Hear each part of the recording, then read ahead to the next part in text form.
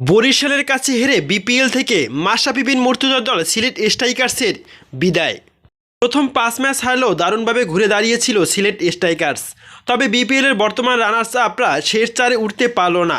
আসরের 35তম ম্যাচে ফরচুন বরিশালের কাছে হেরে ছিটকে গেছে সিলেট। বাকি একটি ম্যাচ শুধুই আনুষ্ঠানিকতার। এদিন জহুর আহমেদ চৌধুরী স্টেডিয়ামে টস জিতে প্রথমে ব্যাটিংয়ের সিদ্ধান্ত নেয় বরিশালের অধিনায়ক তামিম ইকবাল। আহমেদ শেহজাদের সাথে ইনিংসের সূচনা করে তেইশ সেনের জুটি। 11 বলে 17 রান করে তানজিম হাসান সাকিবের শিকার হয়ে বিদায় নেন শেহজাদ। পাকিস্তানি ক্রিকেটার হাঁকান 3টি 4। এখন খানিক পর তামিমও 3টি 4 হাঁকিয়ে 18 বলে 19 রান করে ফেরেন সাজঘরে।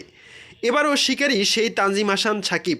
এরপর কাল মেয়ার্স ক্রিজে নেমে সৌম্য সরকারের সাথে হাল ধরার চেষ্টা করেন। তবে হ্যারি টেক্টর বলে দারুণ ক্যাচ লুফে নেন সৌম্য সরকার। 8 বলে 8 রান করে প্যাভিলিয়নের পথ দেখান তানজিম হাসান সাকিব। তবে চতুর্থ উইকেটে দলের হাল ধরেন মুশফিকুর রহিম ও কাইল মেয়ার্স। দুজনে 84 রানের জুটিতে বরিশাল পায় বড় পুঁজির ভিত।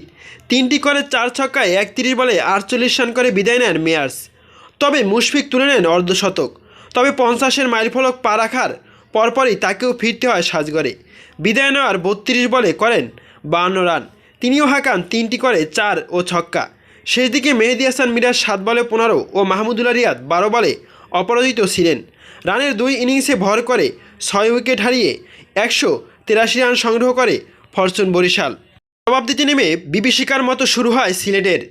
স্কোরবোর্ডে কোনো রান তোলার আগেই বিদায় নেন হ্যারি টেক্টর ও জাতীয় দলের অধিনায়ক নাজমুল হোসেন শান্ত। জাকির হাসানও সুবিধা করতে পারেননি এদিন। অ্যাঞ্জেলা পেরেরা, মোহাম্মদ মিথুন, বায়ান বার্লা ব্যর্থতার পরিচয় দিয়ে চাপ বর্তায় হ্যারি, বেনি হাওয়ালের ও আরিফুলের কাঁধে। চাপের মুখে অর্ধশতক হাঁকান দুজনই। তবে তা দলকে জেতানোর জন্য যথেষ্ট ছিল না। হাওয়েল 32 বলে 53 ও আরিফুল 31 বলে 57 রান করে সাজঘরে ফেরেন। 2 উইকেট হাতে রেখেই 18 রানের পরাজয় নিয়ে মাঠ ছাড়ে সিলেট স্ট্রাইকার্স।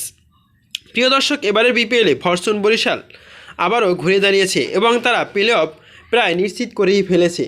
যদি সামনে কোনো বিপর্যয় না ঘটে তাহলে অবশ্যই তারা প্লে অফে এবং কোয়ালিফাই করবে। এ বিষয়ে আপনার মতামত কী? এবং এবারের বিপিএলে তামিম ইকবালের দল ফরচুন বরিশাল কি শিরোপা জিততে পারবে? এ বিষয়ে আপনার মতামত কি জানাতে পারেন কমেন্ট করে কমেন্ট বক্সে। ধন্যবাদ।